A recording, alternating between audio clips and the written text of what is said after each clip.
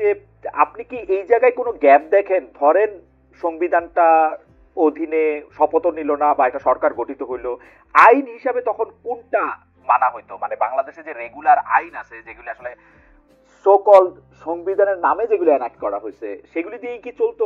মানে একই সিআরপিসি থাকতো, একই একই থাকতো?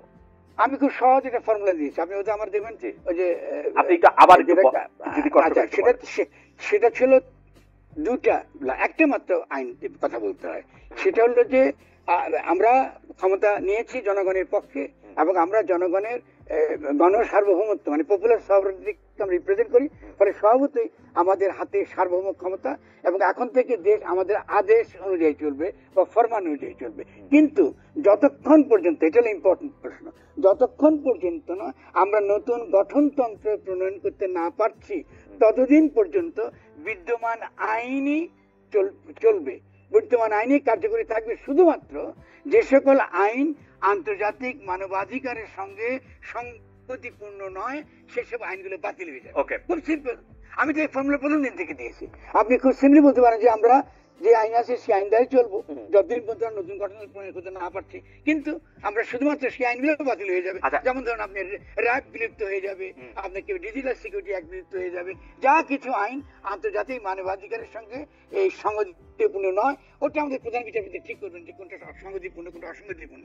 একটা লাইনের ঘোষণার দ্বারা আপনি অতি সহজে একটা বৈধ সরকার গঠন করতে পারতেন, কিন্তু ডক্টর ইউনূস বারবার বলা সত্ত্বেও আমাদের কথা তিনি শুনেন না। আর দেশকে আপনার 6 মাসের মুখে তিনি মহাবিপদের দিকে ঠেলে দিয়েছেন। আচ্ছা, এটা খুব খারাপ কথা। আচ্ছা, এটা একটু জানার জন্য যে এই যে যারা এখন ক্ষমতায় আসেন অর্থাৎ ডক্টর মোহাম্মদ ইউনূস বা যে উপদেষ্টা পরিষদ, তাদেরকে কে নিয়োগ দিত তৈলে বা কে নিয়োগ দিয়েছে বা কার মাধ্যমে তারা নিয়োগপ্রাপ্ত হইলেন? যখন তারা নিয়োগ পেতেন শুধুমাত্র গণ অভ্যুত্থানের পক্ষে যিনি ফরমান দিচ্ছেন, আপনি সামরিক আইন কি করে হয় খেয়াল করেন, সামরিক আইনে কে নিয়োগ দেয় খেয়াল করেন, ডক্টর ইউনূসই সকল নিয়োগ দিতেন। এখন ডক্টর ইউনূস কিন্তু নিয়োগ দিচ্ছেন না, দিচ্ছে কিন্তু প্রেসিডেন্ট অথবা অন্য কেউ, কারণ তিনি তো প্রেসিডেন্টের উপদেষ্টা, তার তো আসলে কোনো লিগ্যাল ভিত্তি নেই। উনি যে কোনো নির্দেশ দিবেন তার তো কোনো কিছু, তার কোনো লিগ্যাল ভিত্তি নেই। তিনি এতগুলো কমিশন করেছে, আমি খেয়াল করেন, আমি বলছি সংবিধান সংরক্ষণ করবো, আবার আমি সংবিধান কমিশন বানিয়েছি। আরে তোমাকে সংবিধান কেমন তুমি সংশোধন করবা? তুমি তো শপথই নিয়েছো সংবিধান রক্ষা করার জন্য, ঠিক না? রাইট না ফরহাদ ভাই, একটু পিছন থেকে বুঝতে চাই, মানে ডক্টর মোহাম্মদ ইউনূসকে কে নিয়োগ দিবে তখন বা কিসের ভিত্তিতে? ডক্টর ইউনূসের নিয়োগ দেওয়ার দরকার তো নাই। আরে আশ্চর্য ব্যাপার, তিনি তো গণ সার্বভৌমত্বের প্রতিনিধি, তিনি জনগণের দ্বারা নির্বাচিত, এটা আমি বারবার বলেছি। তাকে রক্ত দিয়ে জনগণ নির্বাচিত করেছে, তিনি সকলের ঊর্ধ্বে, তিনি পপুলার সভারেন্টির প্রতীক, তিনি জনগণের প্রতীক, তিনি সমস্ত জনগণের সভারেন পাওয়ারের প্রতীক। যতক্ষণ পর্যন্ত না নতুন গঠনতন্ত্র প্রণীত হচ্ছে ততক্ষণ পর্যন্ত তিনি নিয়োগ দিবেন, তার আদেশে দেশ চলবে। আপনি এর আগে সামরিক সরকার কি করে চলেছে? আপনি সামরিক অভ্যুত্থান হলে আপনি চাইতে পারেন, আর গণ অভ্যুত্থান চাইতে পারবেন, এটা হলো নাকি? এগুলো তো ননসেন্স কথাবার্তা। এগুলো কারা বলছে? ওই যারা ইন্ডিয়ার দালাল, ওই যারা আপনার মার্কিন যুক্তরাষ্ট্রের পক্ষে কাজ করেছে তারা এগুলো বুঝিয়েছে। আচ্ছা, আর তো কোনো কারণ নাই, আর কি যুক্তি? আচ্ছা ফরহাদ ভাই, জিনিসটা হইলো যে আমি আরেকটা জায়গা থেকে বলি যে আপনি রাষ্ট্রের সার্বভৌমত্বের বদলে জনগণের সার্বভৌমত্ব প্রতিষ্ঠিত হোক সেটা চাইতেছেন, কিন্তু আমাদেরকে কি আপনি জনগণটাকে ডিফাইন করতে পারবেন যে জনগণটা আসলে কে? আমি আরেকটু ইলাবোরেট করি। ধরেন আপনি বললেন যে ডক্টর মোহাম্মদ ইউনূস হচ্ছে জনগণের সার্বভৌমত্বের বা জনগণের অভিপ্রায়ের প্রতীক।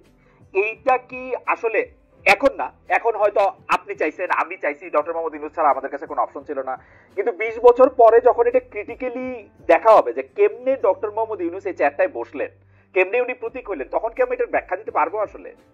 অবশ্যই পারবেন। আপনি 71 সালে বাংলাদেশ স্বাধীন করেছেন কিভাবে? ওকে, খুব সিম্পল ব্যাপার। জনগণ যেটা করতে চায় সেটাই সার্বভৌম, জনগণই সমস্ত আইনের তাদের সমস্ত অভিপ্রায় ব্যক্ত করবার তারাই একমাত্র ভিত্তি। ফলে গণতন্ত্র বলতে এই গণ সার্বভৌমত্ব বোঝায়। তাহলে আমি বারবার শব্দটা খেয়াল করছি না, এটা মনোযোগে শুনেন। শব্দটা গণ সার্বভৌমত্ব। আপনি গণ সার্বভৌমত্ব, পপুলার সভারেন্টি, এটা যে কোনো লিটারেচার আপনি পড়বেন আপনি এই শব্দটা খুঁজে পাবেন, এটা বলে পপুলার সভারেন্টি।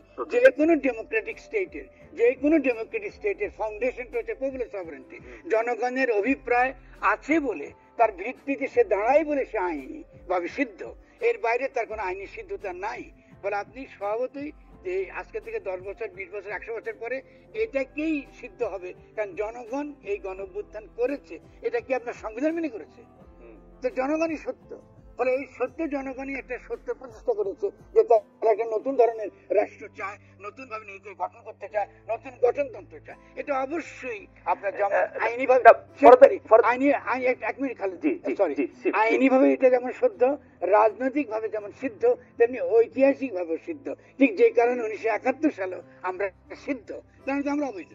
আমরা কি করে পাকিস্তান মানলাম? আমরা কি করে পাকিস্তান সংবিধান মানলাম না?